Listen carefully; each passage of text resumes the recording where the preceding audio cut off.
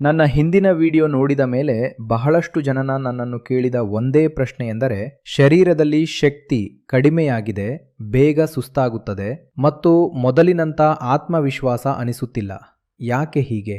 ಹಾಗಾಗಿ ನಾನು ನಿಮ್ಮೆಲ್ಲರಿಗೂ ಹೇಳಬಯಸುವುದೇನೆಂದರೆ, ಈ ವಿಷಯಗಳನ್ನು ಅಪ್ಪಿತಪ್ಪಿಯೂ ನಿರ್ಲಕ್ಷಿಸಬೇಡಿ. ಸ್ಕ್ರೀನ್ ಮೇಲೆ ನೀಡಿರುವ ನಂಬರ್ಗೆ ಕರೆ ಮಾಡಿ, ಇಂದೇ ಲಿವ್ ಮುಸ್ತಾಂಗ್ ಅನ್ನು ಮನೆಗೆ ತನ್ನಿ.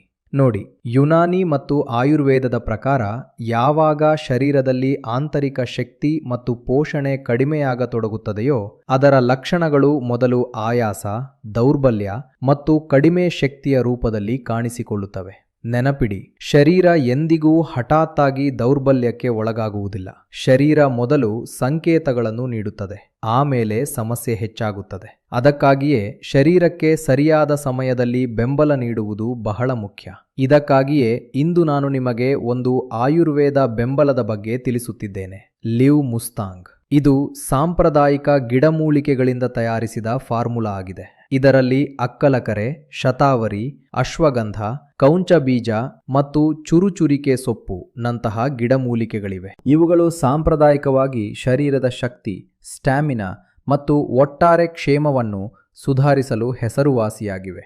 ಇದು ಶರೀರದಲ್ಲಿ ರಕ್ತ ಸಂಚಲನವನ್ನು ಹೆಚ್ಚಿಸಲು, ಆಯಾಸವನ್ನು ಕಡಿಮೆ ಮಾಡಲು ಮತ್ತು ಶರೀರವನ್ನು ಸದಾ ಸಕ್ರಿಯವಾಗಿರಿಸಲು ಸಹಕಾರಿ ಎಂದು ನಂಬಲಾಗಿದೆ.